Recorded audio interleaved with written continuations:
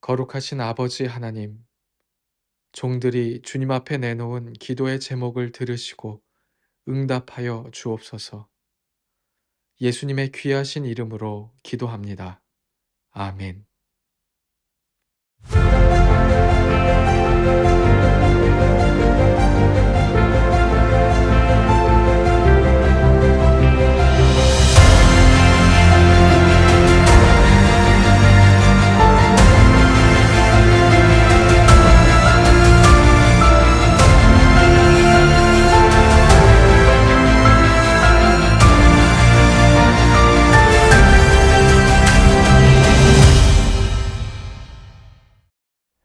전국에 계신 횃불의 회원 목회자 여러분, 그리고 해외에 계신 선교사 사역자 여러분, 안녕하십니까?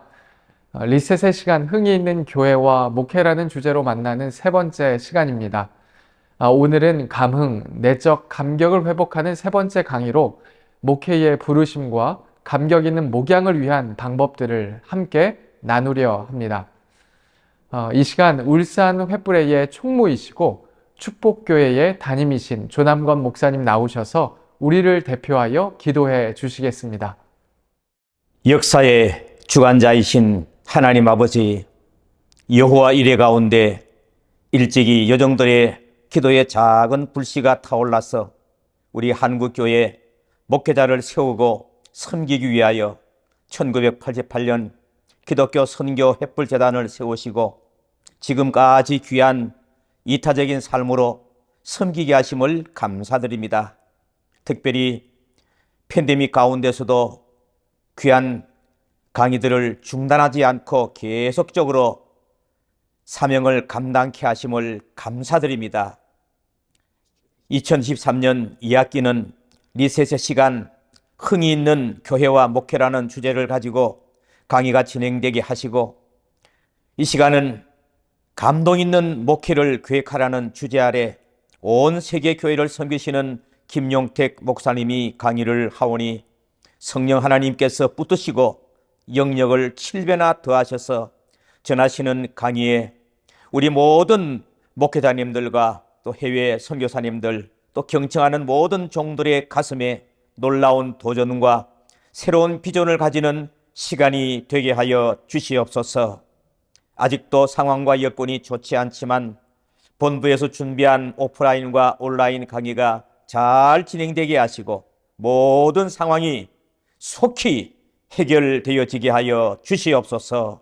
거룩하신 하나님, 이번 기회에 다시 한번 우리 한국교회가 변혁의 시대가 오게 하여 주시옵소서. 교회의 신뢰도가 회복되게 하시며 목회자들의 마음에 종교교육의 역사가 새롭게 일어나게 하여 주시옵소서. 성령께서 역사하여 주시옵소서. 이 모든 일에 수고를 아끼지 않은 유승현 원장님과 강문기 목사님과 그 외의 수종드는 모든 종들에게 성령의 충만함과 지혜와 능력을 충만히 부어 주시옵소서. 우리 하나님, 이번 강의들을 통하여서 각 지역 횃불회가 회복과 부흥의 역사가 나타나게 하여 주옵소서. 전능하신 하나님, 시간마다 강의하시는 강사님들에게 육신의 건강함과 성령 충만케 하여 주시옵소서. 이 시간 각 지역 횃불의 회장님과 모든 임원들과 모든 조장님들이 성령으로 충만하여 주신 사명을 잘 감당하게 하여 주옵소서. 성령 하나님, 전국의 모든 횃불의 회원님들에게 이번 학기가 영적으로 변화되고 흥이 있는 목회로 변화되게 하여 주시옵소서. 뿐만 아니라 교회마다 놀라운 질적 성장과 양적 성장이 있게 하여 주시옵소서.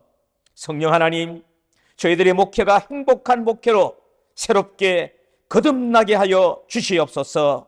특별히 주님께서 기뻐하시는 말씀 회복 운동을 통하여서 교회를 바르게 세워가게 하시고 주님의 지상 명령인 제자의 삶을 통하여 교회 성장을 이루어가게 하여 주시옵소서. 주여, 전국의 모든 목회자들에게 이 귀한 강의를 듣게 하여 주시옵소서.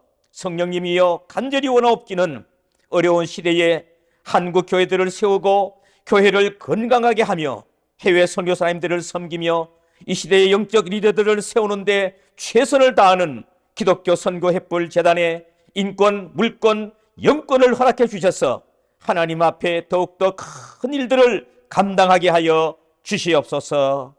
이번 학기도 끝까지 놀라운 강의가 잘 진행될 수 있도록 성령님이 역사해 주시옵소서. 이 모든 말씀을 귀하신 예수 그리스도의 이름으로 간절히 기도드리옵나이다. 아멘. 오늘 강의를 해주실 분은 배움의 열정과 가르침의 은사가 탁월하신 분입니다. 3040 다음 세대의 부흥을 일으키시고 많은 교회의 목회자, 멘토로 활동하시는 분입니다. 온 세계 교회의 담임으로 섬기시는 김용택 목사님 나오셔서 리셋의 시간, 감동 있는 목양을 계획하라 라는 주제로 말씀해 주실 때 큰 은혜 있으시길 바랍니다.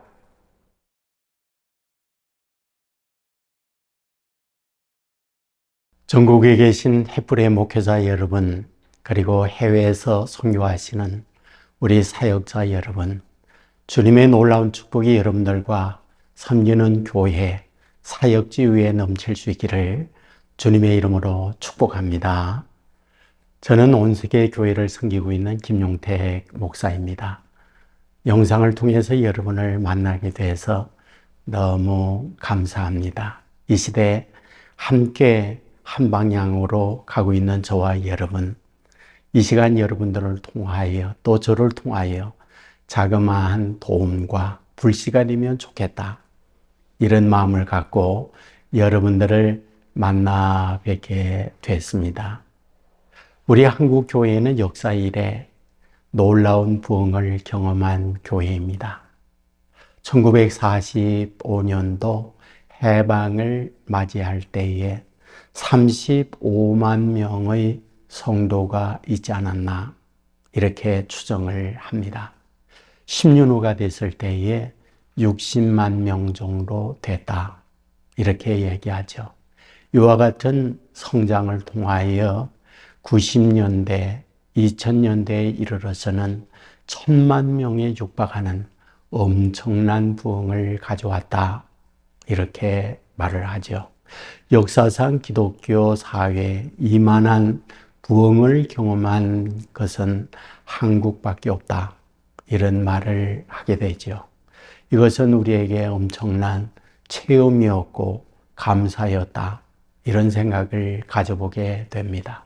자, 그렇다면 이러한 부흥을 가져오게 된 요인, 어디에 있었을까요?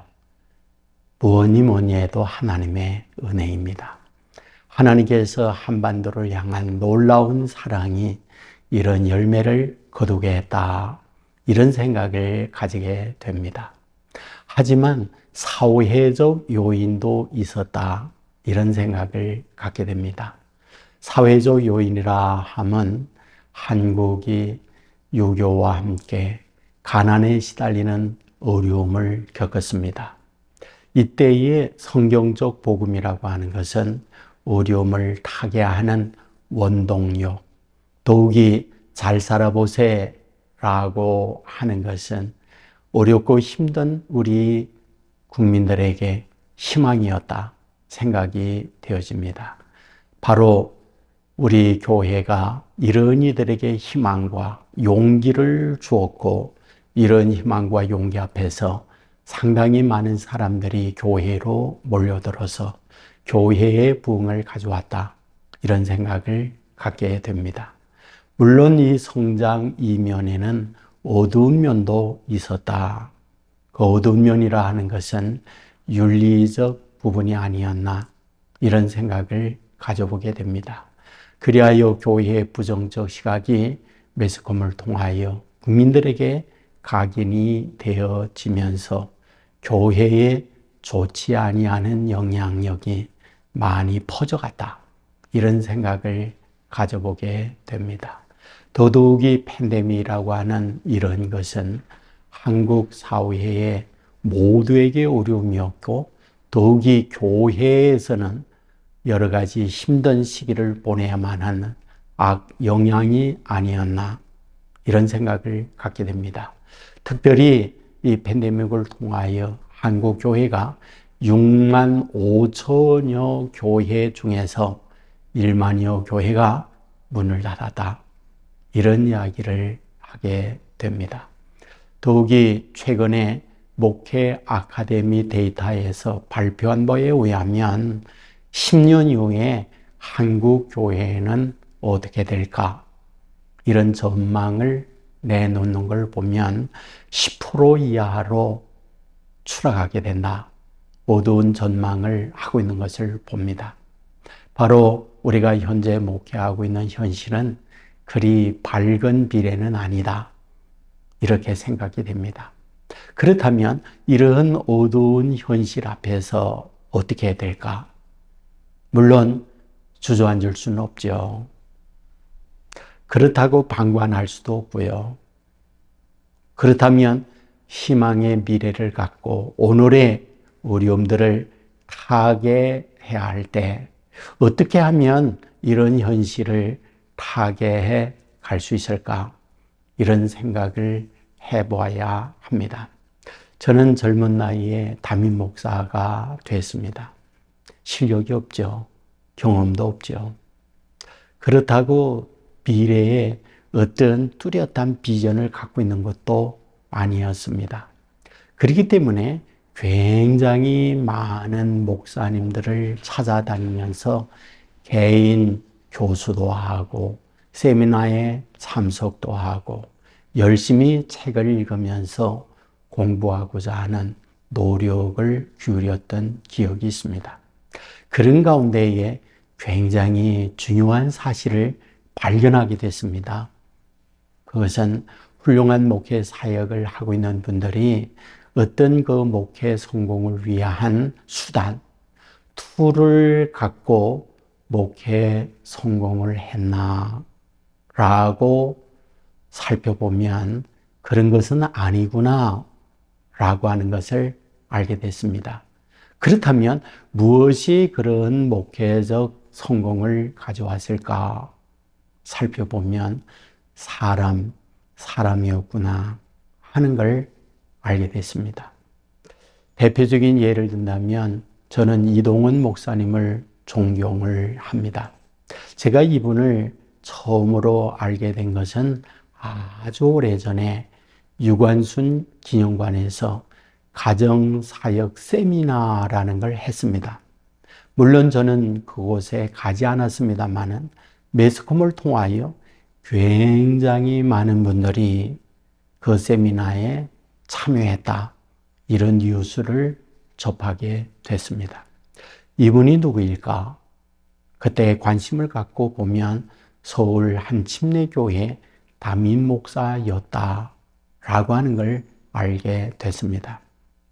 시간이 많이 흘렀죠. 다시 이분에 대한 뉴스가 나왔습니다. 미국의 큰 교회에 담임 목사님으로 부임하게 됐다. 멀리 공간적으로 떨어져 있기 때문에 그곳의 사역의 현실 이런 것들은 몰랐습니다만은 간간히 들려오는 이야기를 들어보면 역시 그곳에서도 성공적 목회를 했다. 이런 소식이었습니다. 그곳에 제 중마고가 살고 있었습니다. 어느 날 저에게 전화가 왔습니다. 이곳에 사역하고 있는 이동훈 목사님께서 한국 간다. 이런 소문이 퍼졌어. 라고 하는 전화였습니다. 역시 그 소식대로 미국 사역을 정리하고 한국에 오셔서 개척교회를 하셨죠. 그 교회가 지구촌 교회였습니다. 모든 것들을 구비하고 시작한 건 아니었지만은 새롭게 개척한 교회는 그야말로 급성장을 통하여 오늘의 지구촌 교회를 이루게 된 게 아니겠습니까? 자, 그렇다고 한다면 이분이 있는 곳에 이분이 하는 사역마다 사역의 성공을 가져왔다고 하면 도대체 무엇이 그런 열매를 거두게 한 걸까요? 그분이 갖고 있는 어떤 수단의 문제는 아니었다라고 생각합니다. 이동훈 목사님이라고 하는 그분 자체, 그분이 가는 곳마다 이런 사역의 열매를 거두고 있다. 이런 생각을 갖게 된 거죠. 저는 미국에 있는 한 한국 신문사의 특파원의 이야기를 지금도 기억합니다. 이분이 미국 가셔서 한국 특파원으로 일을 하면서 대상들이 아무래도 교민들이지 않습니까? 그런데 이분이 관심을 갖게 된 것은 이민 와서 살고 있는 교민들이 한국에 살 때에 어떻게 살았을까? 이런 관심을 갖게 된 거죠. 놀라운 사실을 발견한 거예요. 한국에서 어렵고 힘든 분들이 공간을 이동해서 미국이라는 곳에 와서 산다고 잘 사는 건 아니었어요. 그러니까 한국에서 힘들고 어려운 분들이 미국에 와서도 힘들고 어렵게 산다라고 하는 걸 알게 된 거죠. 그런데 한국에서 잘 살고 여러 가지 영향력 있게 살던 분들이 미국에 와서도 잘 살고 있구나 라는 걸 알게 된 거죠. 자, 그렇다면 무엇일까? 그러니까 공간적 이동의 문제보다 더 중요한 것은 그 사람이 어떤 사람이냐. 그 사람에 따라 한국에서도 힘들고 어려우면 미국에 와서도 힘들고 어렵고, 그 사람이 한국에서 여러 면에 앞장서거나 영향력 있게 살았다면 역시 미국에 와서도 영향력 있게 잘 사는 사람이 되었구나 라고 하는 것을 이분이 알게 된 거죠. 저는 한국 교회가 여러 가지 힘들고 어려운 현실에 있지만은 먼저 우리 목사님들이나 선교사님들에게 드릴 수 있는 부분이 있다면 내가 누구일까? 이 부분을 먼저 진단하는 것이 좋지 않을까? 이런 생각을 가져보게 됩니다. 저는 목회 초기에 굉장히 힘들었거든요. 가장 어렵고 힘든 것은 당회 운영이었어요. 저는 35살에 당의장이 되면서 장로님들이 아버지 뻘이었어요. 근데 그분들이 저를 보면 어떨까요? 경험 없죠, 실력 없죠, 능력 없죠, 무능하죠. 그러므로 당연히 저에 대한 기대치에 부응하지 못하기 때문에 여러 가지 갈등과 아픔을 겪어야 했던 것, 그것이 저의 모습이었다고 생각해요. 당회 운영을 하면서 때로는 인격 모독에 대한 이야기도 들었거든요. 때로는 사람 대우를 받지 못하는 상황을 만나기도 했거든요. 잠 못 자고요, 분노했고요, 그들을 향한 증오도 했고요, 목회를 관둬야 할까, 이런 갈등과 아픔도 많이 겪었거든요. 바로 이런 가운데 그래도 버티고 견뎌낼 수 있었던 어떤 원동력, 거루투기가 있었다면 하나님이 저를 부름에 대한 확신이었거든요. 저는 어릴 때에 저희 어머니로부터 이런 말씀을 늘 들었습니다. 용태가, 너는 커서 앞으로 목사가 되어야 해. 이런 이야기를 정말 많이 들으면서 성장을 했습니다.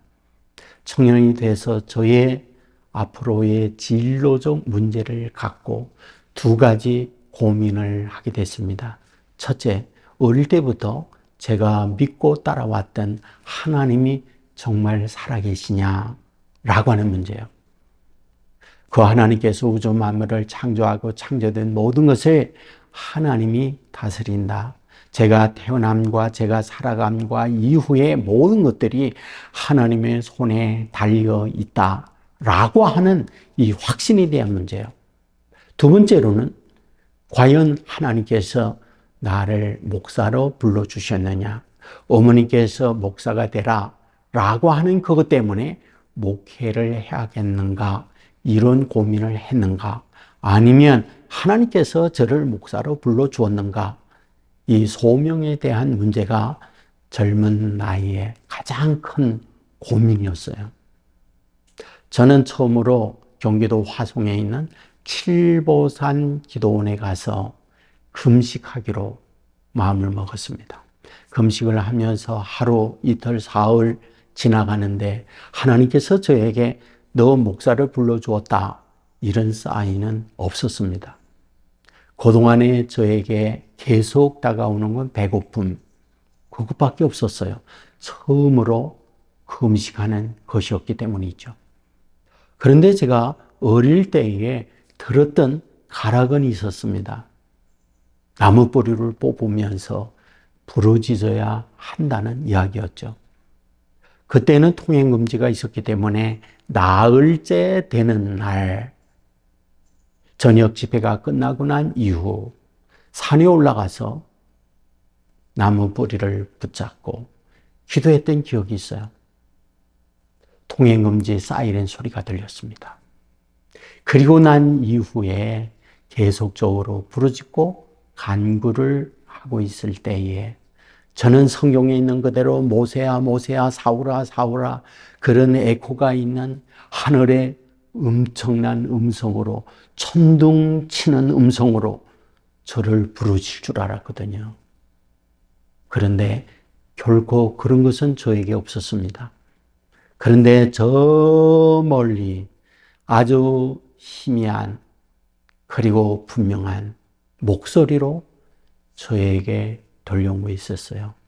내가 너를 베드로처럼 쓰리라. 사실은 그 음성을 들었을 때 실망했습니다. 왜냐하면 저는 베드로를 싫었거든요. 바울이 좋았거든요. 그런데 하나님께서는 저를 베드로처럼 쓰리라 라고 하는 음성을 들려주신 거죠. 그런데 알았죠. 베드로와 같이 제가 다혈질 성품을 갖고 있기 때문에 하나님이 베드로처럼 쓴다고 했구나. 저는 그때의 그 감동, 그때 하나님의 음성을 들었던 그 은혜, 정말 잊을 수가 없거든요. 힘들고 어려울 때에 하나님이 나를 목사로 불러주셨다. 이것이 어려움을 버티는 에너지였거든요. 저는 목회 현장에 많은 목사님들을 만나요.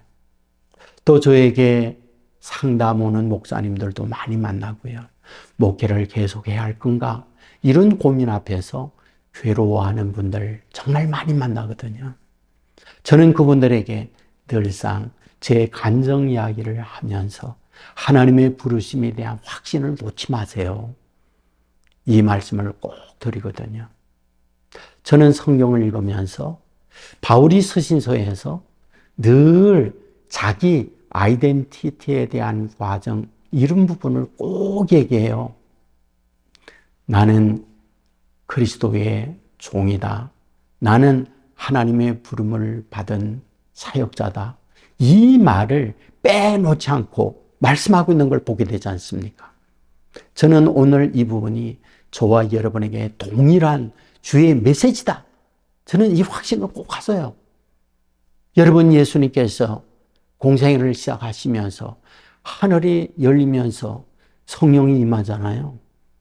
그리고 하나님의 음성을 처음 듣습니다. 30세가 되어지면서 성경에 기록된 말씀을 보면 하나님의 음성은 공식적으로 그때 처음으로 듣는 게 세례받을 때예요. 하나님의 음성이 무엇입니까? 이는 내 사랑하는 아들이요 기뻐하는 자다. 이 말씀을 하십니다. 이유가 뭘까요? 하나님께서 공생애를 시작하는 예수님에게 그 말씀을 하나님이 처음으로 하시는 이유가 무엇이겠습니까? 내가 누구냐는 거죠. 여러분, 목회자로 부름을 받은 저와 여러분이 내가 누구냐? 저는 이 부분이 너무 소중하다.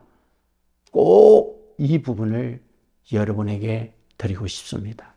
다음으로 여러분에게 드리고 싶은 부분은 하나님에 대한 영적 체험이 저는 너무 소중하다. 이런 말씀을 꼭 드리고 싶어요. 저는 어릴 때에 우리의 가정에 우환이 왔거든요. 저의 증조 할아버님이 세상을 떠나고 저의 가까운 친척이 행방불명이 되어지고 저보다 2살 아래였던 친동생이 바다에 수영을 하다 노을송 파도에 의해서 시체도 찾지 못하는 어려움을 겪었습니다. 교회 다녔는데요. 주위에 있는 분들이 말하기를 가정에 우환이 왔기 때문에 액땜하지 않으면 안 된다. 이런 이야기를 많이 한 거예요. 우리 아버지 어머님 이런 어려움 앞에서 굿하기로 결정을 내렸거든요. 그런데 주위에 있는 분이 동네에 무당이 3이 있는데 그 중에 하나가 강신무 내림무당이다. 2명의 무당은 학습무당이다. 이런 소문이 퍼졌어요. 그래서 강신무 내림무당을 모셔다가 구술하게 된 거예요. 저는 어렸습니다. 제가 그 굿하는 걸 현장에서 보았는데 저는 깜짝 놀랐거든요. 이 강신무가 혼을 불러요. 할아버지의 목소리를 냅니다. 그리고 제 동생의 혼을 부릅니다. 그리고 동생의 목소리를 내는 거예요. 그리고는 내 가방, 가방을 찾아가는 겁니다. 옛날에는 가난하고 어렵기 때문에 가방을 가지고 다니는 학생은 많지 않았습니다. 거의 책보에 싸서 학교를 다녔죠.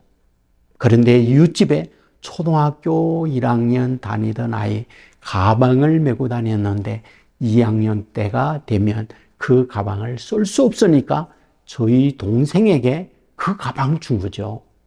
그런데 동생이 그 가방을 옛날 괴짝, 벽과 벽 사이에 부모도 모르고 저도 모르고 그 아이만이 알고 있는 그 비밀 장소에 가방을 숨긴 거예요. 그런데 그 강신무 무당이 내 가방 하더니 괴짝 벽 사이에 있는 가방을 끄집어내는 거예요. 모두가 다 기절했죠. 정말 귀신같이 그걸 맞추는 거죠. 부시고 났습니다. 지금도 잊혀지질 않아요. 귀신이 있구나. 귀신이 있다면 하나님이 어쩌겠냐. 저희는 굿하고 나서 더 열심히 신앙생활로 돌아섰던 기억이 있거든요. 저는 성장했습니다. 목사가 됐습니다. 지금에 와서 깨닫게 되는 게 있습니다. 목사도 하늘에 내린 목사가 있을 수 있고 목사도 어떤 스터디 과정, 코스웍을 마쳐서 공부만으로 끝난 목사가 있을 수 있구나. 저는 그 생각이 드는 거예요. 저는 여러분에게 부탁을 드린다면 정말 하나님이 내린 목사가 되면 좋겠다. 저는 이 소망을 여러분과 함께 나누고 싶어요. 우리가 성경을 읽어보잖아요. 저는 성경을 읽으면서 깨닫는 게 있습니다. 그 중에 하나가요. 출애굽했던 이스라엘 백성이 홍해 걷는 사건이 있잖아요. 저는 성경을 읽을 때 이 사건이 얼마나 소중하게 하나님의 자녀들에게 간증으로 계속 이어지고 있는가. 저는 성경을 보면서 발견하게 되거든요. 여러분, 모세가 이제 처음으로 이 영적 체험을 합니다. 그런데요, 신명기에 보면 세상을 떠나가기 전 이스라엘 백성을 향하여 설교를 할 때에 이 부분을 얘기해요. 하나님께서 바다를 말리고 우리를 살렸다. 살아계신 하나님이다. 이 하나님을 놓치면 안 된다. 이 부분을 얘기하잖아요. 모세가 세상을 떠납니다. 그리고 여호수아가 지도자가 됩니다. 지도자가 되고 난 이후에 먼저 한 것은 2명의 정탐꾼을 여리고에 보내고 있는 걸 봅니다. 그 여리고 정탐을 할 때에 여러분, 라합이 그 정탐꾼을 보면서 한 말 여호수아에서 보잖아요. 뭐라고 말합니까? 우리는 들었다. 너희가 믿는 하나님께서 홍해를 말리고 그 죽음의 위기에서 너를 살렸다고 하는 이 소문을 우리가 들었다. 그 얘기를 하고 있잖아요. 여러분, 이후에 요단강을 건넙니다. 요단강을 건너면서 그때 여러분 여호수아가 한 말이 무슨 말입니까? 돌을 취하여 길갈에 싸우면서 백성들에게 말할 때 여전히 홍해 건넌 사건을 말하고 있는 걸 보게 되잖아요. 여러분 이후에 세월이 많이 흘러갔어요. 그리고 난 이후 성경을 보십시오. 에스더가 70년간 포로 생활이 끝나고 모여들었을 때 모여들은 성도들에게 설교를 하면서 느헤미야에 보면 그 말을 또 꼬집어내요. 우리가 어떤 사람인지 아느냐? 우리가 죽음의 위기에서 하나님의 능력으로 홍해를 건너서 살아난 우리의 민족이라고 하나님의 일하심을 말하고 있는 걸 봅니다. 시편 곳곳에 보면 홍해 사건을 예를 들어 설명을 해요. 여러분 아시잖아요. 신약에 와서도 여전히 홍해 사건을 말하고 있는 걸 말이에요. 서두환 집사가 사도행전 7장에서 설교하면서 홍해 사건을 말하죠. 여러분 바울이 고린도 교회에 편지하면서 홍해에 끓는 사건을 말하고 있는 걸 보게 되죠. 히브리서 기자도 이 사건을 말하고 있는 것을 봅니다. 뭘 말합니까? 하나님의 놀라운 영적 체험에 대하여 붙들고 이것을 힘들고 어려울 때마다 원동력을 삼아서 이겨내고 있었구나 라고 하는 것을 성경이 말하고 있는 것을 보게 되지 않습니까? 여러분 매우 중요해요. 우리가 신약에 오면 바울이 그리스도를 반대하는 입장에 섰던 사람이잖아요. 그런데 그가 다메섹 도상에서 주님을 만나게 됩니다. 여러분 주님 만난 이 사건에 대하여 여러분 사도행전 22장, 사도행전 26장에서 반복하여 이것을 소환하고 이것을 되뇌이면서 내가 어찌하여 유대교에서 그리스도의 증인의 삶을 살게 됐는지를 아느냐? 너희가 못 봐가지고 예수 그리스도가 살아났고 살아계신 하나님을 예수님을 내가 만났기 때문에 그 예수님을 증거하는 사람이 됐다. 우리가 구약에서 말하고 예언했던 메시아가 바로 예수님이다. 이 사실을 증거하고 있는 것을 보게 되잖아요. 그러므로 오늘 저와 여러분에게 꼭 부탁을 드리고 싶은 부분이 있다면 이러한 영적 체험에 대한 부분이 꼭 있어야 한다. 저는 이 부분을 여러분에게 부탁드리고 싶습니다. 동시에 하나님의 부흥이 있어야만 어려운 시기를 타개할 수 있다. 저는 이 생각이 많이 들어요. 저는 1995년도에 안식년을 영국에서 하게 됐습니다. 영국 안식년을 하면서 두 가지 미션을 가지고 제가 갔었습니다.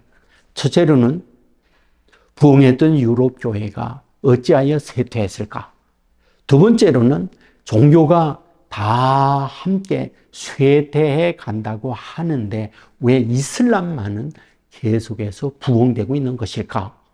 저는 이 두 가지 미션을 가지고 가게 됐습니다. 먼저 유럽 교회의 쇠퇴의 이유를 그곳에 공부하고 있는 신학생들이나 먼저가 공부하고 있는 많은 분들을 만나면서 많은 걸 배우게 됐습니다. 그 가운데 하나가 르네상스가 교회 쇠퇴의 요인이었구나 하는 걸 알게 됐어요. 문의 부흥이라고 하는 게 뭘까요? 문과 예의 부흥이죠. 하지만 이것은 다르게 표현하면 시각의 변화였다라고 하는 것이 옳아요. 어떤 시각이요? 수직적 시각에서 수평적 시각으로의 변화였던 거죠. 이것이 교회에 들어오면서 교회가 종교개혁을 가져왔습니다. 하지만 종교개혁은 또 다르게는 교회의 쇠퇴의 단초를 제공하는 이유였다라고 봅니다. 왜냐고요?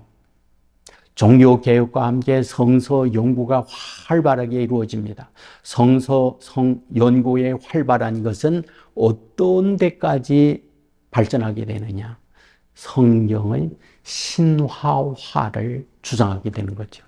성경의 수많은 영적 체험이 뭐다? 그런 것들은 신화다라고 주장하는 데까지 발전하게 된 거죠. 여러분, 성경에 하나님의 일하심이 신화로 취급하면서 무엇이다? 더 이상 하나님의 존재를 인정하지 않는 거예요. 무신론적 신학으로 발전하게 되어지고 우리 기독교를 도덕 종교로 전락시키고 만 거잖아요. 여러분, 하나님이 계시지 않는 곳에 누가 교회 갑니까? 유럽 교회의 쇠퇴 결정적 이유는요, 여기에 기인되었다는 걸 알게 됐어요. 저는 한국으로 돌아오면서 제 마음속에 간절한 소원이 있다면 하나님의 부흥이어야 교회의 부흥을 가져오는구나, 이런 사명을 갖게 됐어요. 그렇다면 하나님의 부흥을 어떻게 하면서 하나님의 부흥을 가져올 수 있을까? 이에 대한 고민을 많이 하게 된 거죠. 저는 많은 교회들을 방문하고요, 연구하고 간증을 들으면서 깨닫게 되어진 것이 있다고 한다면 교회의 부흥의 많은 경우가 하나님의 부흥이었다 하는 걸 알게 됐습니다. 여러분, 한국도 오순절 계통의 교회가 부흥됐다는 거 우리가 눈으로 보고 있잖아요. 미국이나 남미나 곳곳에도요, 부흥하는 교회들이, 성령 사역을 하는 교회들이 다 부흥을 하거든요. 제가 95년도 안식년을 영국에서 했다고 그랬잖아요. 영국 런던에요, 7천여 명이 모이는 교회가 있었습니다. 그러니까 교회들이 문이 닫고 이슬람 교회로, 모스크로 교회가 변하고 술집으로 바뀌는 유럽 교회의 현실인데, 한 교회만 유독 부흥하는 교회가 있었다고 해서 그 교회를 여러 차례 참여하여 예배를 드렸던 적이 있거든요. 어찌하여 여기가 부흥이 됐을까 하고 가서 보았더니요, 여전히 성령 운동을 하는 교회였구나 하는 것을 발견하게 됐습니다. 자, 그렇다고 한다면 성령의 역사, 언제 성령의 역사가 일어나는 걸까요?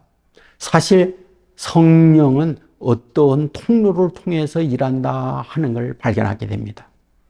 물론 길을 가다가 바울이 찾아오시는 주님을 만나는 경우도 있죠. 그런데 성경의 대부분은 어떤 통로를 통해서 하나님의 일하신다라는 걸 알게 되잖아요. 첫째, 말씀이죠. 두 번째, 찬양이죠.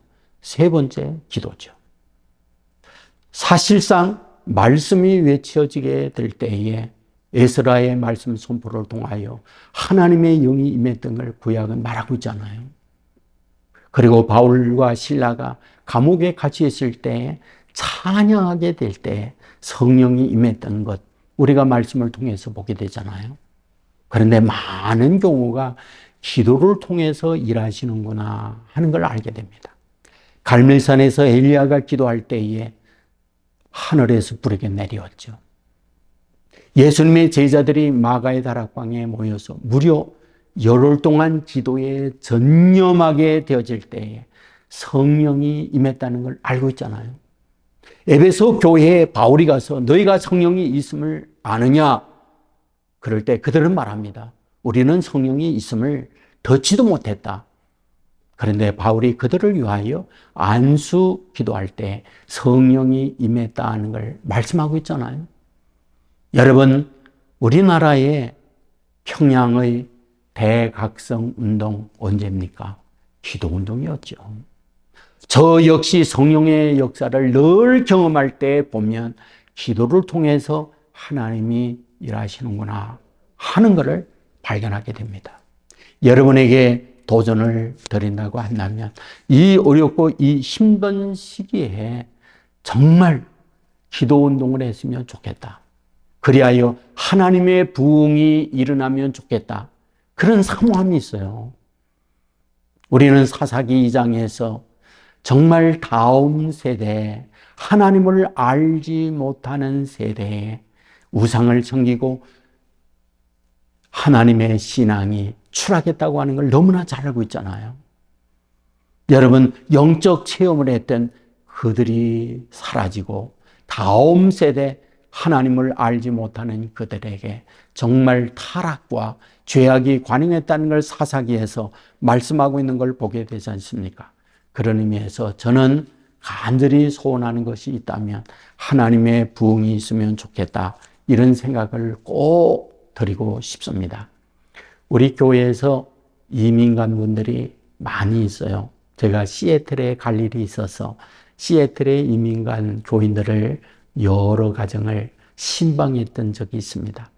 근데 한국에서 화가로 지내던 분이 이민을 가서는 데리야키라고 하는 음식점을 경영을 하셨어요. 제가 그 집을 가니까 한눈에 부자구나, 그걸 알아볼 수가 있었어요. 집이 고급 주택이었고요. 거의 차들이 벤츠, 고급 승용차들이었습니다. 예배가 끝나고 난 이후에 제가 물었습니다. 신앙생활은 어떠신가요? 그랬더니 그분이 얘기해요. 우리가 살고 있는 곳에서 한 2시간 정도 떨어져 있는 곳이 다운타운입니다. 다운타운에 있는 한인교회로 교회에 출석을 합니다. 이유는 어머님이 다운타운에 살고 있고 다운타운에 있는 교회에 다니고 있으니까 어머니 뵐 겸 일주일에 한 번씩 교회에 가서 예배 드리고 옵니다. 그 말씀을 하셨어요. 근데 이 말이 끝나고 부인 집사님이 이어서 저에게 이런 말을 해요. 목사님, 그런데요, 우리 남편이요, 교회에 갔다가 올 때마다 차 안에서 화를 내요. 다음 주에 교회 오나 봐라 씨. 그리고 와요. 그래서 물었습니다. 왜 그러세요? 그랬더니 이분이 이런 얘기해요. 힘들고 어렵게 일주일 동안 지내다가 교회에 가면 예배를 드리면서 목사님을 통하여 듣는 것은 짜증이에요. 듣는 것은 화예요.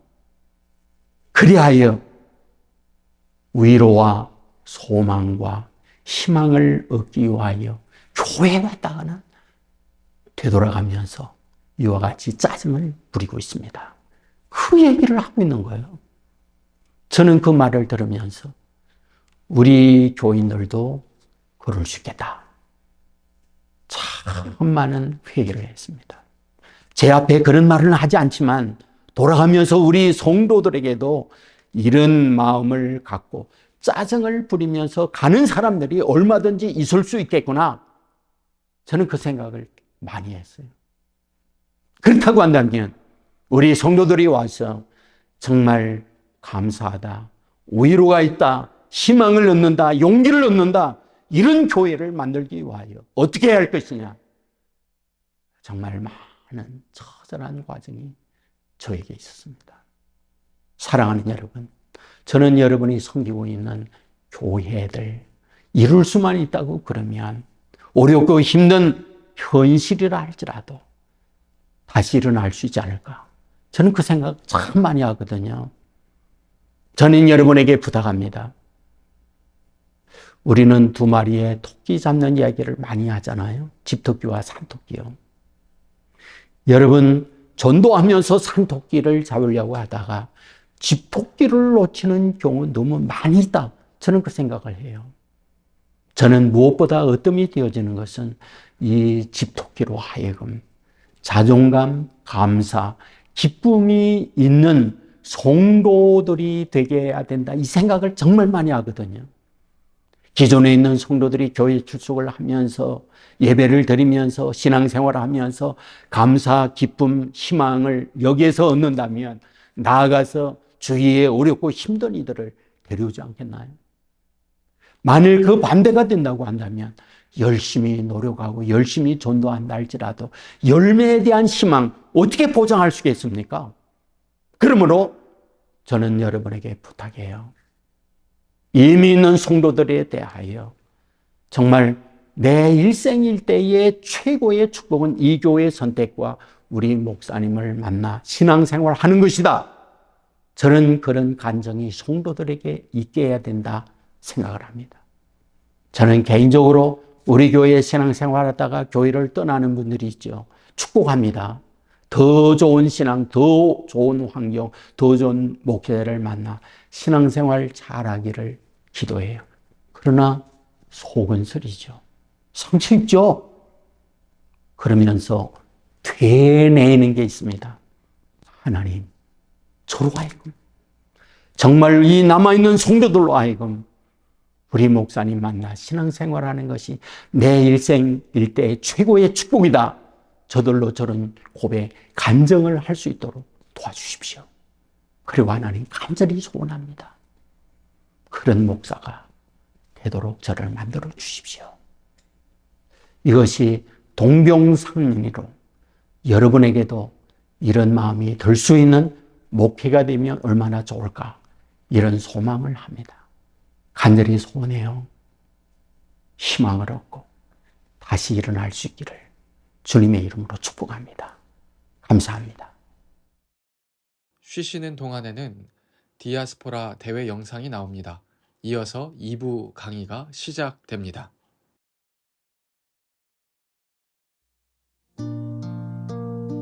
함께 이번에 나눌 곡은 또 하나의 열매를 바라시며 라는 저의 히트곡입니다. 2001년도에 이 노래를 제가 찾아낸 것 같지 않고 이 노래가 저에게 찾아와 주었고 2002년에 세상에 발표된 후에 지금 이제 올해로 20년이 됐어요. 20년 동안 저를 여기까지 달려오게 해준 노래가 이 노래인 것 같아요. 중간에 막 포기하고 그만두고 싶을 때가 너무 많았는데 이 노래 때문에 제가 질질 끌려서 여기까지 온 거 아닌가 싶을 정도로 저에게는 굉장히 큰 의미가 있는 노래입니다. 20년을 불렀지만 늘 신곡 같고 또 20년을 불러오는 동안 많은 분들에게, 특별히 이제 해외에 계신 분들이 저에게 힘든 이민 생활 동안 이 노래하면서 너무 많이 큰 힘을 얻었다고 한 10여 년쯤 지나니까 저에게 피드백이 오더라고요.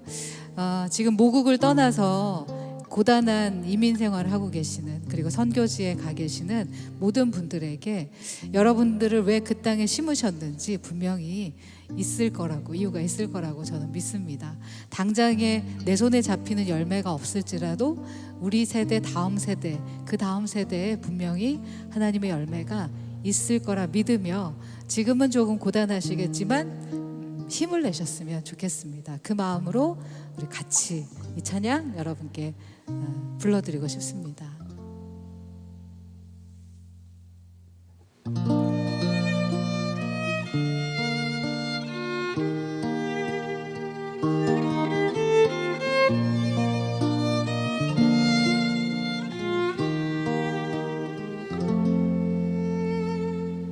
감사해요. 깨닫지 못했었는데 내가 얼마나 소중한 존재라는 것, 태초부터 지금까지 하나님의 사랑은 항상 날 향하고 있었다는 것. 그 사랑을 가르쳐준 당신께, 주께서 허락하신 당신께 그리스도의 사랑으로 더욱 섬기며 이제 나도 세상에 전하리라. 당신은 사랑받기 위해, 그리고 그 사랑 전하기 위해 주께서 택하시고 이 땅에 심으셨네. 또 하나의 열매를 바라시며, 또 하나의 열매를 바라시며.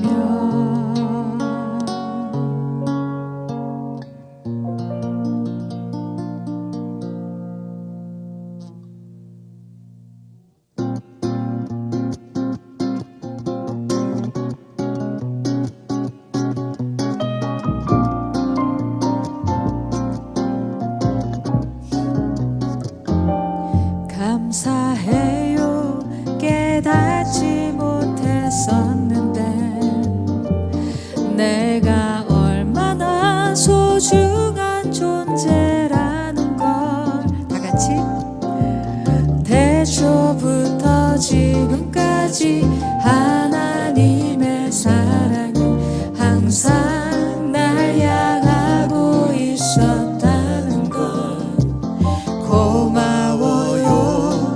그 사랑을 가르쳐준 당신께 주께서 허락하신 당신께 그리스도의 사랑으로 더욱 섬기며 이제 나도 세상에 전하리라. 당신은 사랑받기 위해 그리고 그 사랑 전하기 위해 주께서 택하시고 이 땅에 심으셨네. 또 하나의 열매를 바라시며. 피아노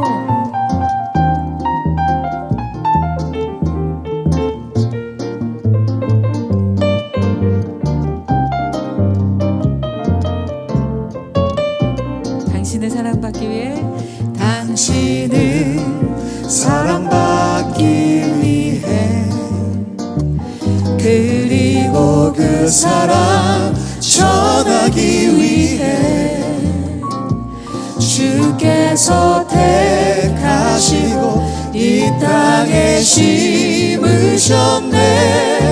또 하나의 열매를 바라시며.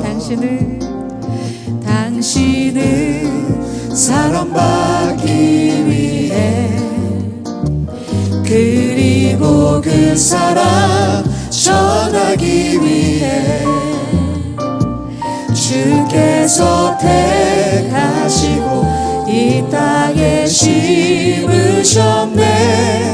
또 하나의 열매를 바라시며. 또 하나의 열매를 바라시며 또 하나의 열매를 바라시며.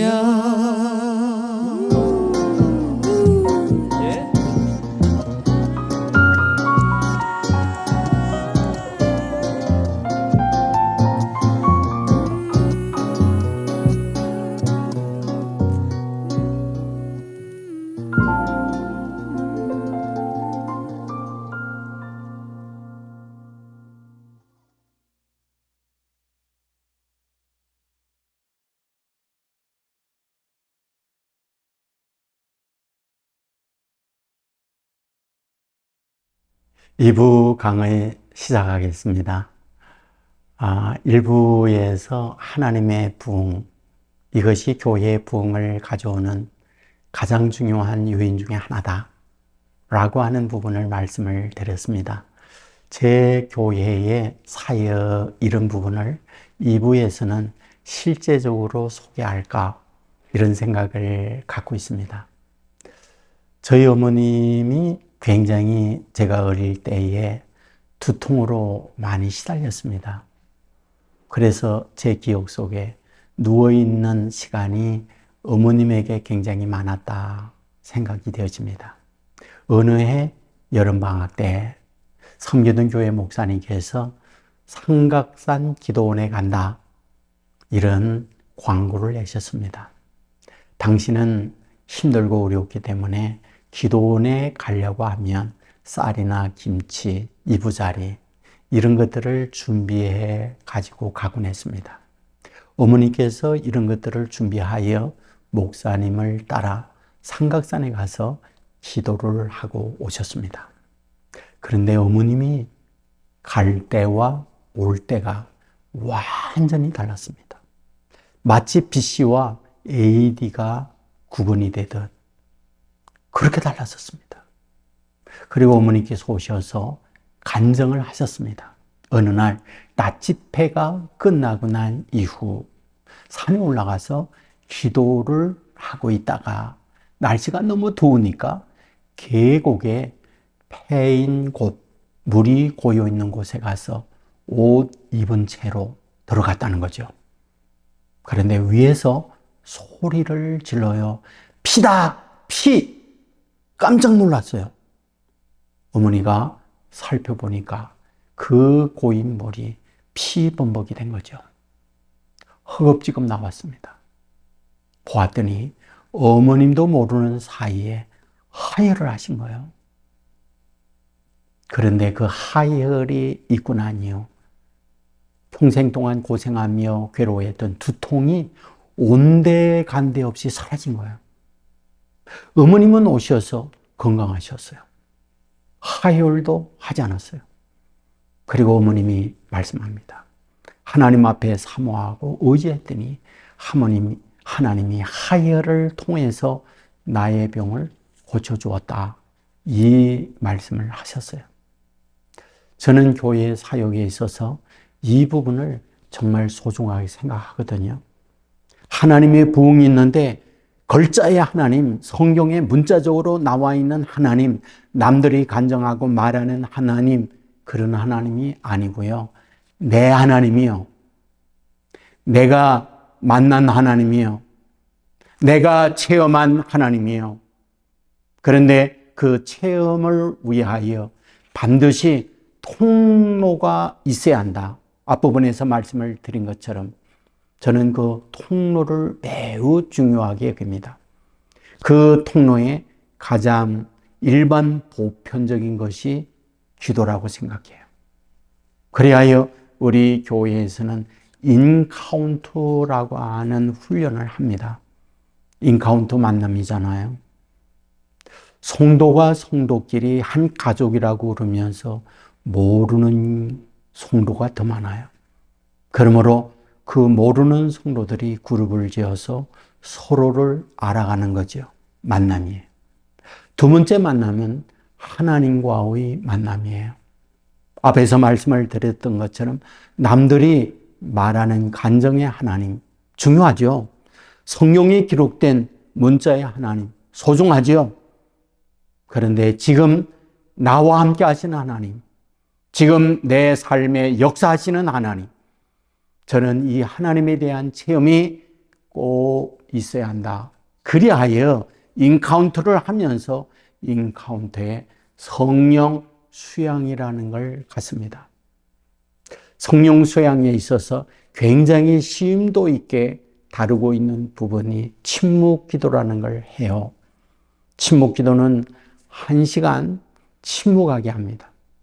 그리고 자신의 인생을 돌아보게 합니다.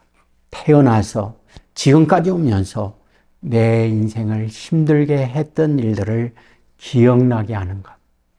그리고 나의 삶에 어떤 영향을 주었던 동기, 계기, 이런 것들을 쭉 생각하게 합니다. 나중에 간증을 할 때 보면 지금까지 살아오면서 자기의 인생 스토리를 돌아볼 수 있는 최초의 경험이었다. 그리고 그 가운데 많은 눈물, 아픔이 있다라고 하는 고백의 감정이 참 많거든요. 그리하여 자신을 돌아보게 해요. 그 다음은 합심 기도입니다. 정말 성경에 소리를 높여서 하나님 앞에 부르짖는 기도를 하게 해요. 그 다음에 하는 기도가 그룹 기도예요. 가운데에 한 분을 놓고 집중적으로 그분을 위하여 기도하죠. 그런데 나중에 간증을 하는 순서에 보면 방언하는 분들, 아팠던 그런 부분이 치유되어지는 그런 간증, 정말 놀랐거든요. 놀라운 사실은 이러한 경험, 영적 체험을 하고 난 이후에 그들의 신앙이 정말 뜨겁게 변화되었구나 라고 하는 부분을 간증하게 되거든요. 그리하여 우리 성도들로 하여금 남이 말하는 하나님이나 글자의 하나님이 아니라 내 하나님으로 경험하게 하는 이 사역이 무엇보다도 필요하다. 이 부분을 꼭 말씀을 드리고 싶습니다. 또한 우리가 살아가면서 정말 교회에서 가치 있는 깨달음을 줄 수 있는 교회가 되면 좋겠다라고 하는 것이 늘 갖고 있는 제 마음이에요. 한동철 교수님이 계십니다. 서울여대 부자학 교수입니다. 이분이 강의하는 걸 제가 들으면서 저런 지혜를 얻어야 하는구나 라고 하는 것을 느낀 적이 있습니다. 이분이 강의 내용에 이런 얘기하죠. 여러분 부자가 되고 싶습니까? 그렇다면 부자에게 밥을 사십시오. 한 분이 아니라 20분 정도 밥을 사십시오. 계속 밥을 사고 대화를 할 때에 그분이 혹시 왜 제게 밥을 사십니까? 그렇게 묻는다면 어떻게 하면 부자가 됩니까? 이런 질문은 하지 마십시오. 이렇게 질문하십시오. 지금까지 살아오면서 깨달은 것이 무엇인가요?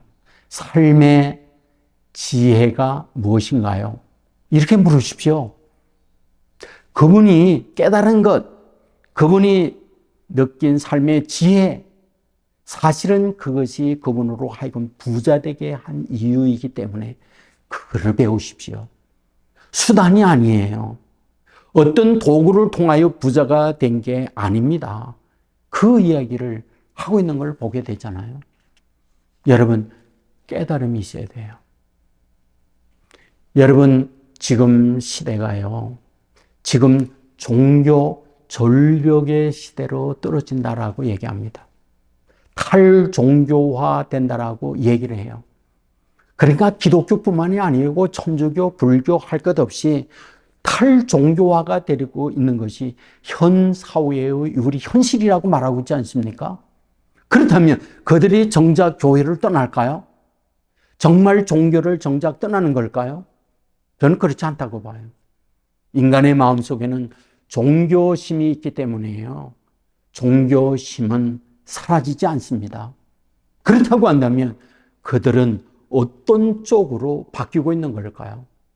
물론 기존 종교로부터 멀어진다고 생각합니다. 하지만 다른 종교로 그들은 마음을 돌리고 있다는 사실을 알아야 해요. 여러분, 실리콘밸리에 가게 되어지면은 구루가 많다는 이야기를 들어본 적 있으신 분 계실 거예요. 구루가 무엇입니까? 인도의 영적 스승을 구루라고 말합니다. 그러면 인도의 힌두교의 영적 스승이 실리콘밸리 세 곳 탑 클래스의 두뇌가 있는 그곳에 와서 그들이 하는 게 뭡니까? 명상이에요. 영적 훈련을 그들에게 해줍니다.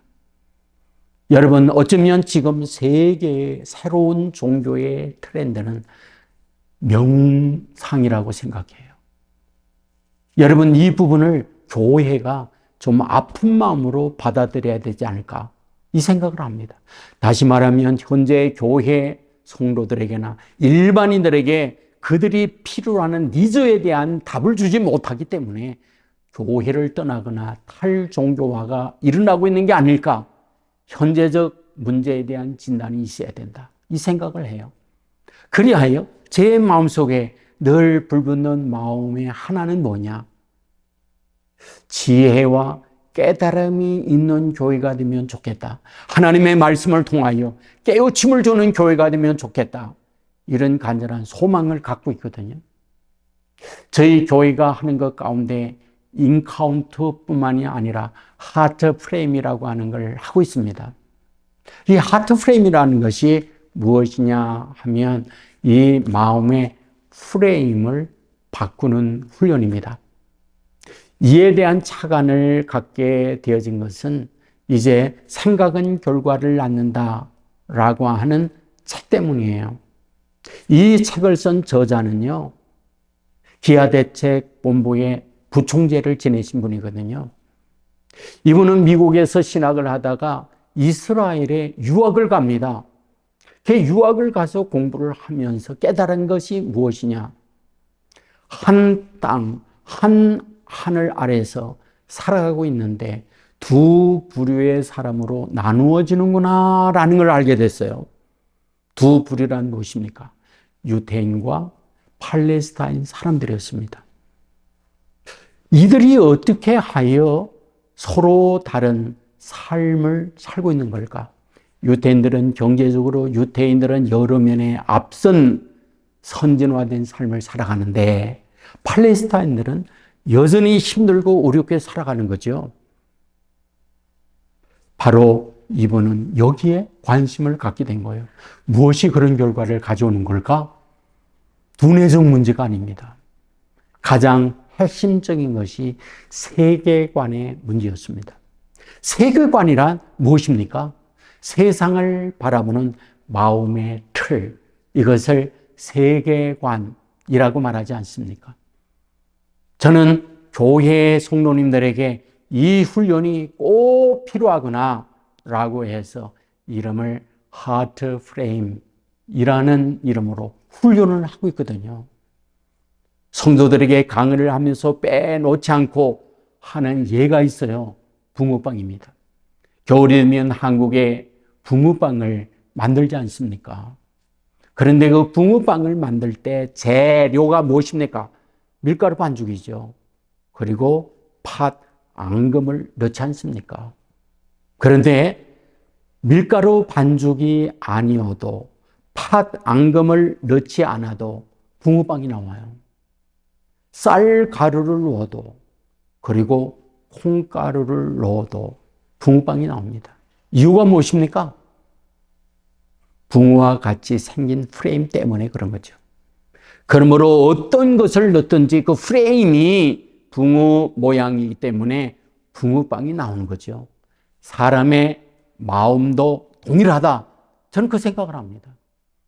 마음이 어떤 틀을 가지고 있느냐에 따라서 어떤 말을 듣든지 어떤 경험을 하든지 모두가 나에게 들어왔다 나갈 때에는 부정적 프레임을 가지고 있는 사람은 부정적으로 반응을 하는 것이고, 긍정의 마음을 가지고 있는 사람은 긍정의 반응을 하고 있는 게 아닌가, 이런 생각을 갖게 되는 거죠. 성경도 똑같지 않나요? 12명의 정탐꾼이 40일 동안 가나안 정탐을 합니다. 12명의 정탐꾼이란 무엇입니까? 각 지파의 가장 지도자적 위치에 있는 인물이다. 그 중에서 뛰어난 인물들이 뽑혔다, 이 말 아닙니까? 그런데 40일 정탐을 하고 돌아와서 백성들에게 보고할 때 세 가지 객관적 내용이 동일하지 않나요?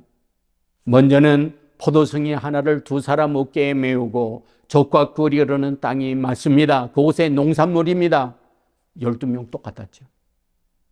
그곳에 같은 엄청난 성을 쌓고 견고한 성에서 살아갑니다.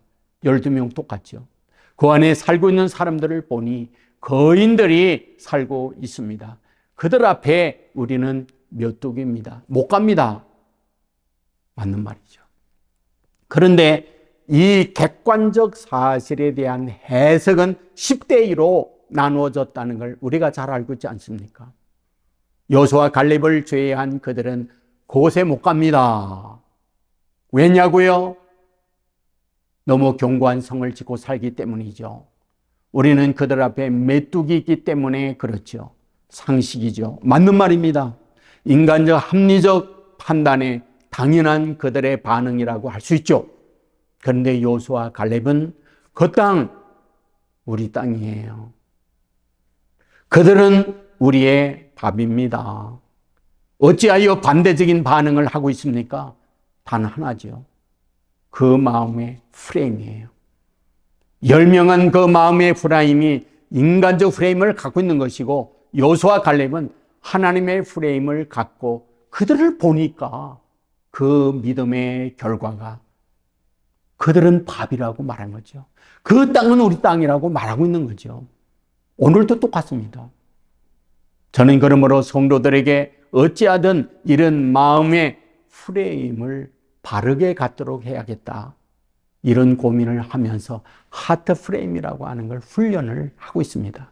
그러면 그 하트 프레임을 통하여 어떠한 해석, 어떠한 반응을 하게 할 것인가 라는 거잖아요. 저는 그것에 대하여 복음적 해석을 하는 성도들이 되면 좋겠다, 이런 마음을 갖고 있습니다. 저는 제가 젊었을 때 사진을 보면 사자머리와 같이 머리숱이 그렇게 많았어요. 그런데 나이가 들면서 낙엽이 떨어져서 제 머리카락이 빠지고 이와 같이 대머리가 됐거든요. 왜 대머리가 됩니까? 사람들은 말하죠. 머리 나쁜 사람 머리 쓰다 보면 머리카락이 빠져서 대머리가 된다. 또 다른 해석이 있죠. 한국에서는 바람기 있는 사람이 대머리가 된다. 왜 바람기가 있는 사람이 대머리가 되냐고요? 봄마누라가 나이 많은 할아버지처럼 되어라 라고 해서 하얀 머리를 남겨놓고 까만 머리 뽑는다잖아요. 젊은 마누라한테 가면 젊은 오빠처럼 되거라.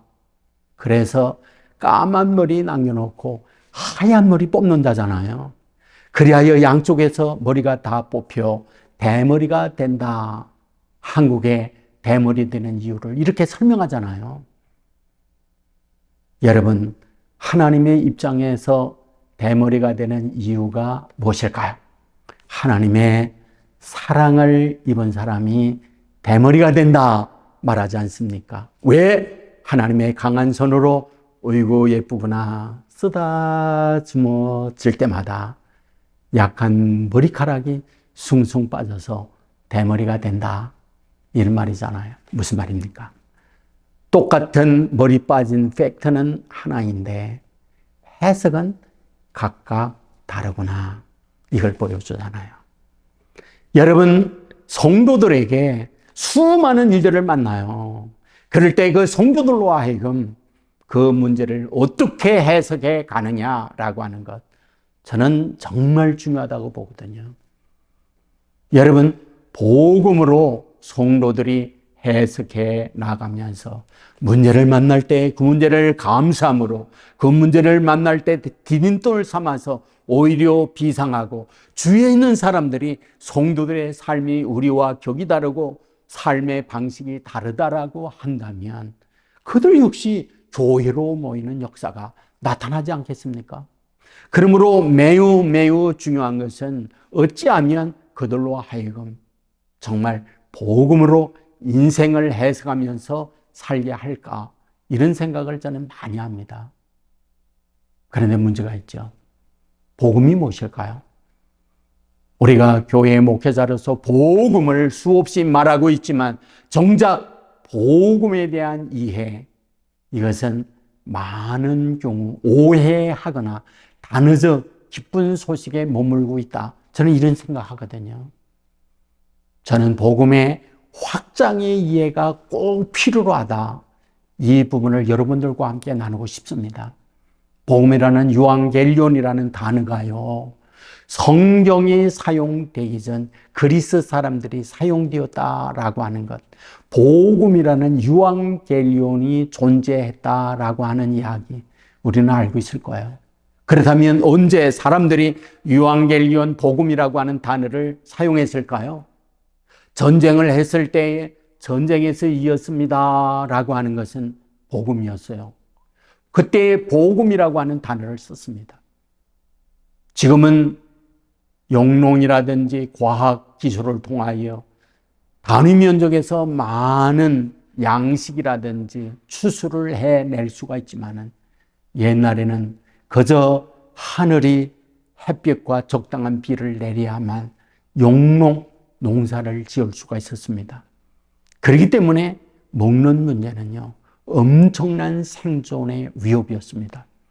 그리하여 지금도 세계 곳곳에 기아자가 많이 있다는 소식을 듣잖아요. 옛날에는 지금과 비교할 수 없이 더 많았습니다.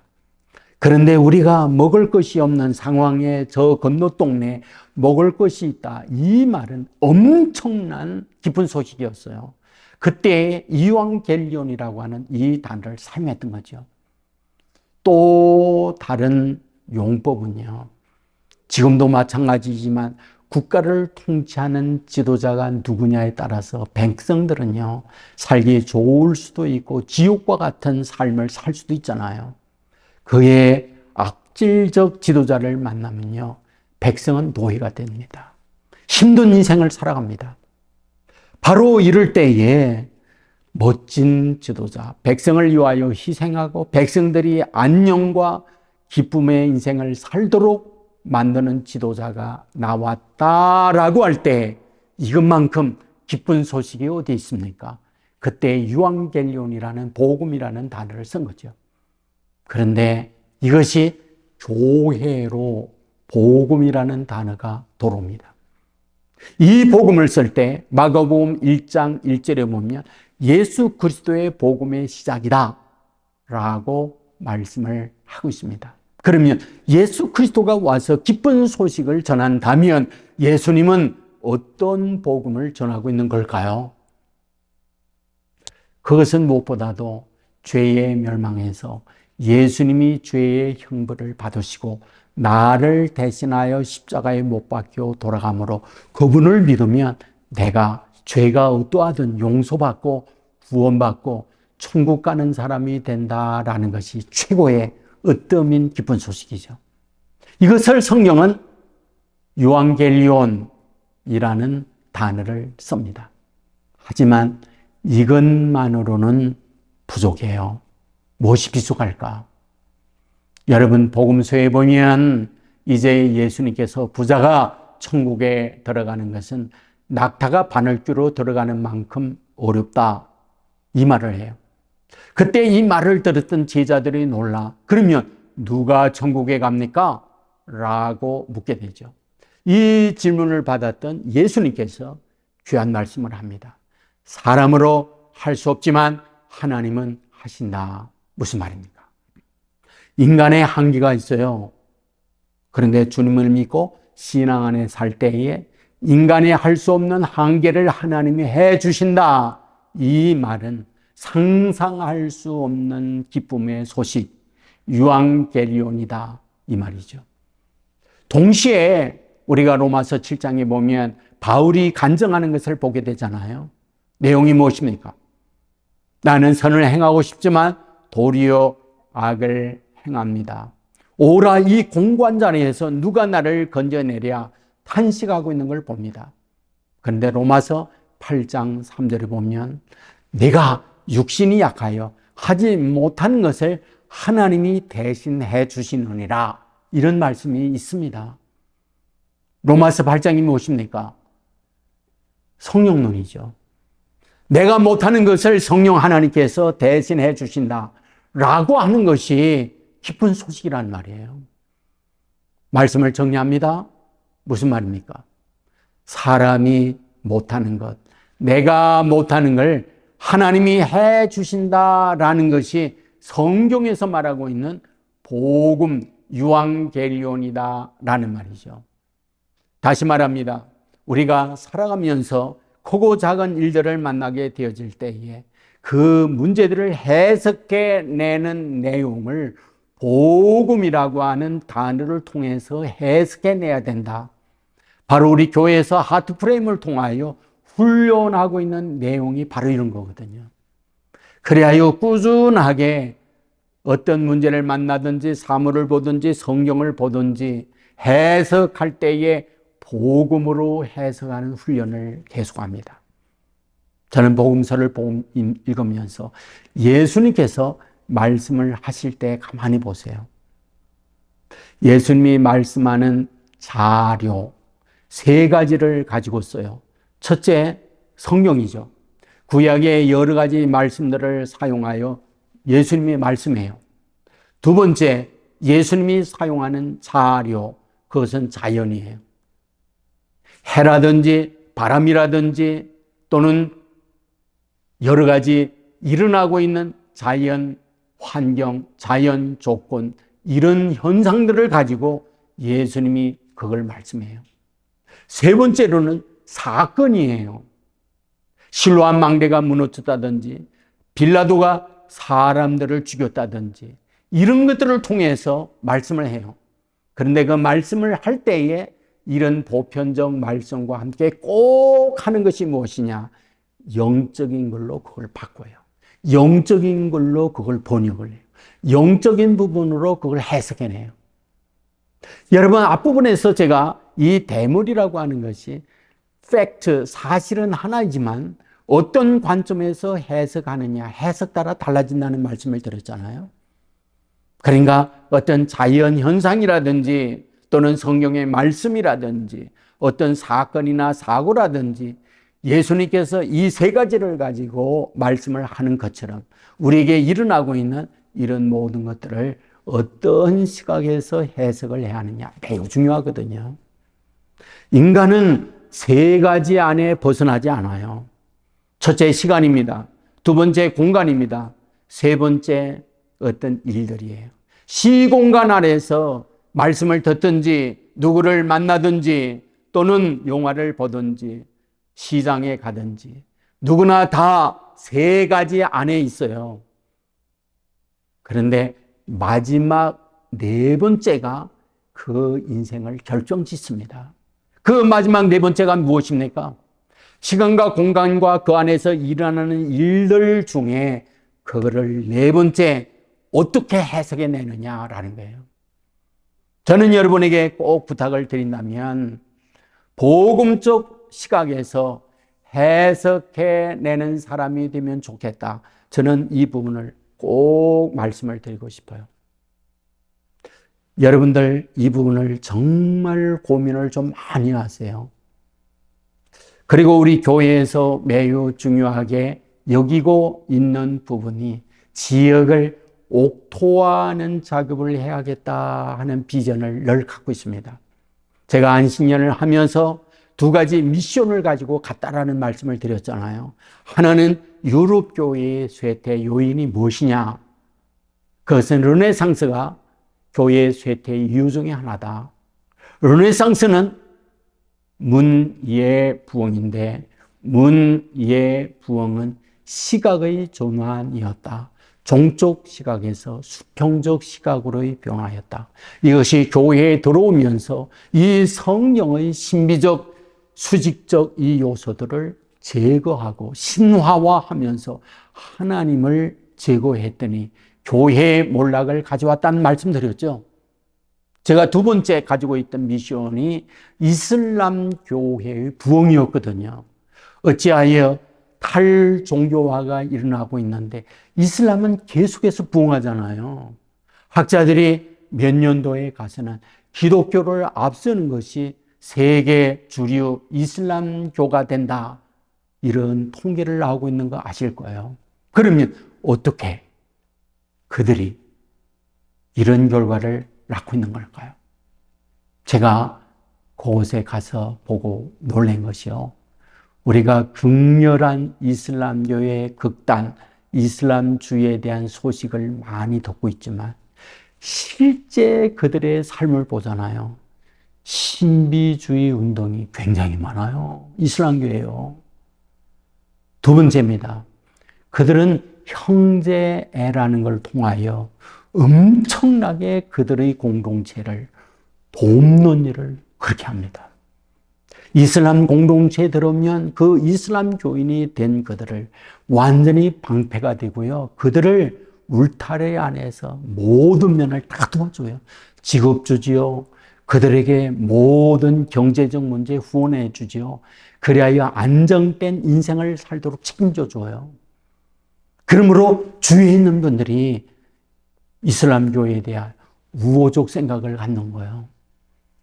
저는 영국 안식년을 하면서 실제 케냐에서 선교했던 선교사님을 만나 그 선교 현장의 이야기를 들었거든요. 케냐에는 기독교와 이슬람교가 충돌하는 지역이라고 말해요. 상당히 많은 이슬람이 이맘, 이슬람 교인들이 거기에 있습니다. 동시에 기독교 선교사님들이 열심히 선교를 해요. 그러면 정작 케냐 사람들은 이슬람교와 기독교에 어떤 인식을 갖고 있을까라고 하는 부분에 대하여 케냐 사람들이요, 이슬람에 대한 생각이 더 우호적이다라는 얘기를 들어요. 어째서요? 기독교 선교사님도 보고 기독교 성도님도 보고 이슬람 이맘과 이슬람 교도들도 보는데 실제 그들의 삶에 있어서 보면 기독교인들보다 이슬람 교인들이 자기들을 향하여 베풀고 자기들을 향하여 배려하고 자기들을 향하여 갖고 있는 우호적 생각이 더 크다는 거예요. 매우 중요한 일이라고 봅니다. 여러분, 성경이 진리냐, 이슬람 코란경이 진리냐, 아니면 바냐 신경이 진리냐, 여러분 이것을 분석하고 종교 선택하는 사람이 어디 있습니까? 결정적인 것은 내 주위에 어떤 종교를 가지고 있느냐, 그들이 어떤 삶을 사느냐, 이것이 절대 영향력을 미친다. 여러분 이거 놓치면 안 됩니다. 저는 이 현장을 보고 와서 교회에 와서 했던 것이 국률사역위원이라고 하는 걸 만들었어요. 그게 뭐냐? 여러분 우리 씨 뿌리는 비유 잘 압니다. 씨가 뿌려졌을 때에 돌밭이 있죠, 길가밭이 있죠, 가시밭이 있죠. 열매 못 거둡니다. 옥토에 뿌려진 씨만이 30배, 60배, 100배의 열매를 거두지 않습니까? 저는 주위에 있는 사람들도 동일하구나 그 생각을 해요. 안 믿는 크리스찬들이 교회에 대하여 어떤 인식을 갖고 있느냐는 거예요. 교회에 대하여 좋은 우호적 생각을 가지면 전도를 해도요, 열매 거둘 수 있는 확률이 높아집니다. 그러나 그 교회가 다투고 교회의 부정적 인식을 갖고 있으면요, 열심히 전도해도 교회에 대한 그들의 인상, 그들의 길가이고 돌밭이고 가시밭이기 때문에 결코 열매를 못 거둬요.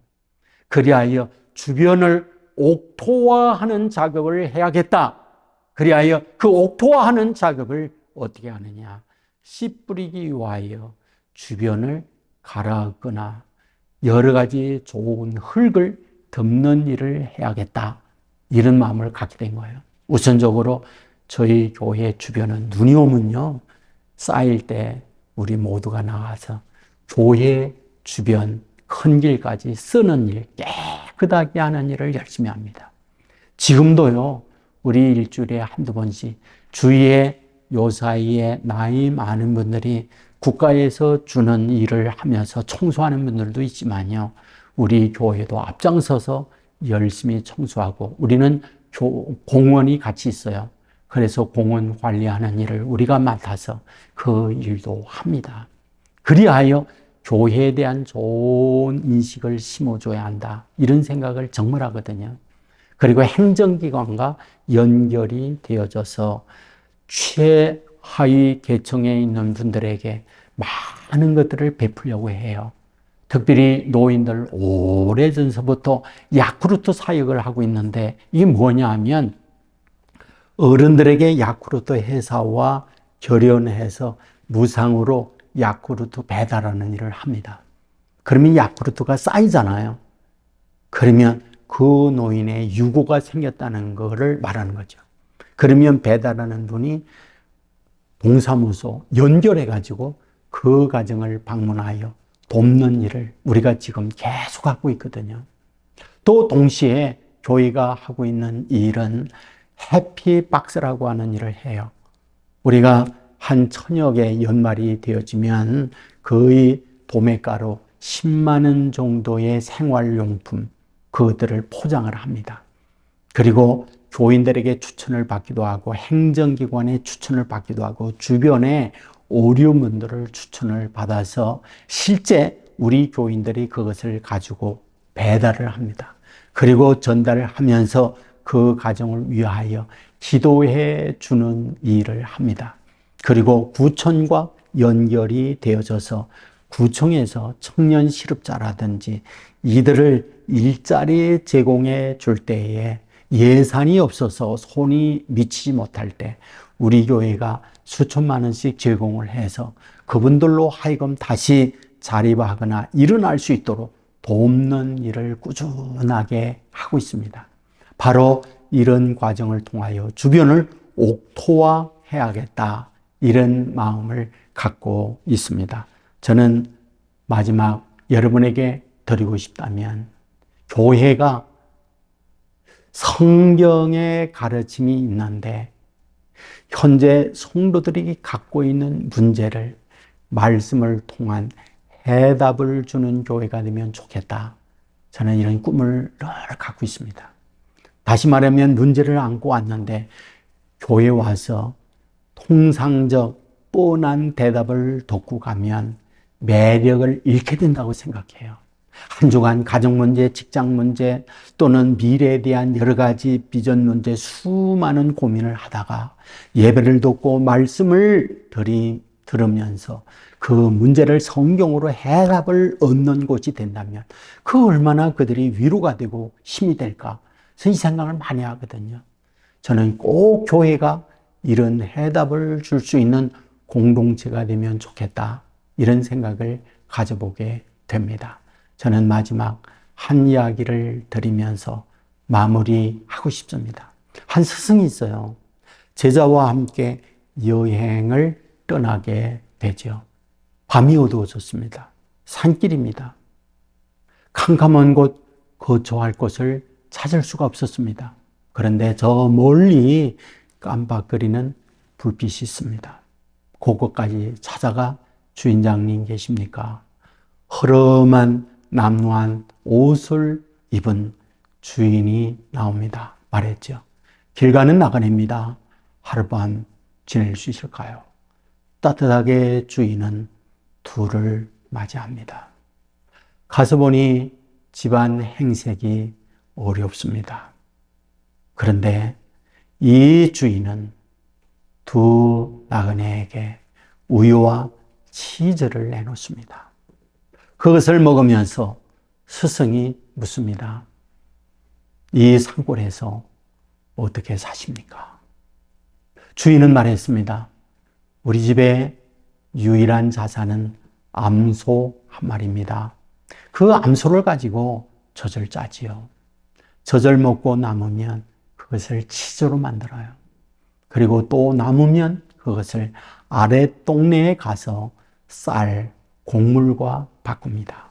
그리하여 이럭저럭 가난하게 사는 것이 우리의 현실입니다. 이렇게 이야기를 했죠.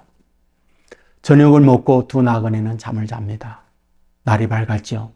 아침 또다시 저녁처럼 우유와 치즈를 줍니다. 그것을 먹고 감사 인사를 하고 이 둘은 가는 길을 떠나게 되죠. 길 모퉁이를 들었었을 때 스승이 제자에게 말합니다. 너 가서 암소를 끌어다가 낭떠러지에 밀어버려. 제자는 놀랐습니다. 귀를 의심했습니다. 은혜를 잊고 악으로 은혜를 갚다니 있을 수 없지.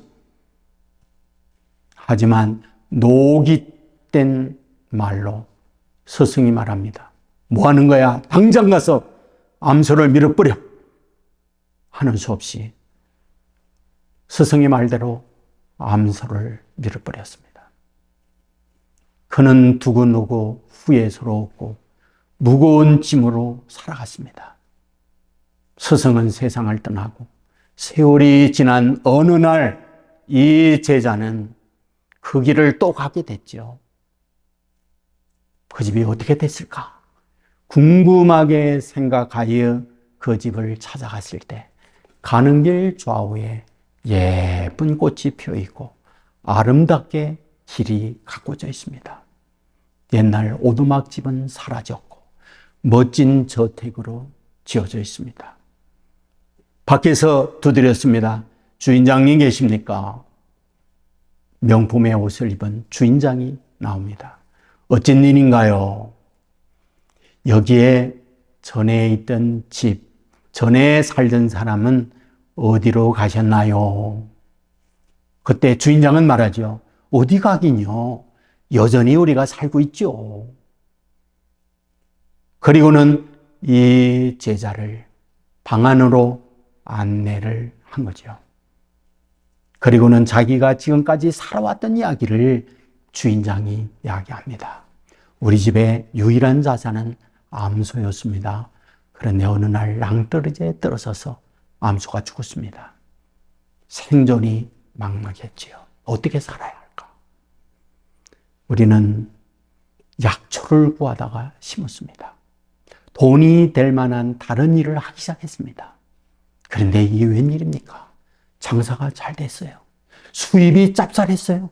암소 한 마리와 비교할 수 없는 수입이 들어온 거죠. 그리하여 집을 헐고 새 집을 짓고 주변을 아름답게 가꾸었습니다. 라는 이야기를 한 거죠. 제자는 그때서야 스승이 한 말을 한 거죠. 저는 여러분에게 드리고 싶은 부분이 있습니다. 혹시 여러분에게 암소가 있다면 암소를 밀어버리고 싶은 생각은 없으신지요? 저는 구약 성경을 가만히 읽어보잖아요.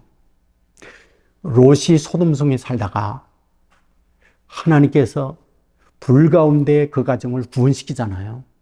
근데 구원시키는 방법 중에 하나가 무엇인가요? 뒤를 돌아보지 말고 앞을 향하여 가라, 이 말씀을 하잖아요. 그런데 롯의 아내는 뒤를 돌아봐요. 소금기둥이 되어 죽죠. 무슨 뜻일까요? 저는 그것에 담겨있는 영적 의미가 있다, 저는 생각을 해요. 뒤를 돌아보지 말라. 지금까지 내가 살아왔던 아픔, 때로는 성공스러운 화려함, 그거 붙들고 있지 말라. 성경은 우리에게 말씀하고 있잖아요. 뒤에 있는 것은 잊어버리고 앞에 있는 표대를 향하여 나는 달려가노라. 바울이 고백했던 것처럼 말이에요. 지금까지 살아오면서 여러분의 사역, 눈물 나는 일, 힘든 일, 나의 모든 것들을 포기하고 싶어. 그런 것들도 있을 수 있잖아요. 하나님께서 우리에게 이 마당에 주는 음성이 있다면 무엇일까요? 뒤에 있는 것은 잊어버리고 이제 앞에 있는 표대를 향하여 달려가노라. 바울의 고백이 우리의 고백이 되기를 소원하지 않겠습니까? 이런 마음으로 새롭게 허리에 허리끈을 묶고 신발끈을 매고 일어설 수 있는 저와 여러분의 사역이 되기를 주님의 이름으로 축원합니다. 감사합니다. 약한 우리를 강하게 하시는 하나님, 늘 우리는 실망도 하고 낙심도 하고 후회도 하면서 여기까지 왔습니다. 코로나 팬데믹으로 인하여 직격탄을 맞았습니다. 그래도 힘들게 버텨왔던 교회 하나둘씩 증발해 버리고 계속 목회를 해야 하나 갈등하며 여기까지 왔습니다. 지난날에 힘들고 어려움이 있다면 뒤에 것은 잊어버리고 앞에 있는 표대를 향하여 다시금 신발끈을 매고 허리를 동이고 앞을 향하여 나갈 수 있는 용기, 위로 주시는 은혜를 덧입는 우리 모두 되게 하여 주옵소서. 이후에 이렇게 하나님이 인도해 주셨다, 고백의 간증의 주인공으로 설 수 있는 우리 모든 교회 목회자 여러분들 되게 하여 주옵소서. 부족하지만 기다려 주시며 약하지만 강하게 만들어 주시는 우리 주 예수님 이름으로 기도드리옵나이다. 아멘. 귀한 강의에 감사드립니다. 오늘 말씀과 같이 이스라엘이 홍해를 건넌 것처럼 바울이 예수님을 만난 것처럼 부르심의 감격이 회복되고 하나님의 부흥이 일어나는 교회와 목회 되시길 바랍니다. 리셋의 시간 흥이 있는 교회와 목회를 주제로 8주간 진행되는 횃불에는 매주 월요일 9시 30분에 시작합니다. 금요일까지 유튜브에서 다시 시청하실 수 있고 횃불의 홈페이지에서 로그인하시면 금요일 이후에도 강의를 들으실 수 있습니다. 다음 주에는 네 번째 강의로 아신대학교의 교수이시며 아크 소장으로 섬기고 계신 미래학자 전병철 교수님의 강의로 찾아뵙겠습니다. 이 시간 이후에는 조별로 오늘 강의와 자신의 삶에 대해 이야기하고 기도 제목도 나누는 소그룹 모임이 화상으로 진행됩니다. 조별 모임이 궁금하신 분들은 각 지역 횃불의 총무님께 문의하시면 좋겠습니다. 그러면 다음 주에 뵙겠습니다. 감사합니다.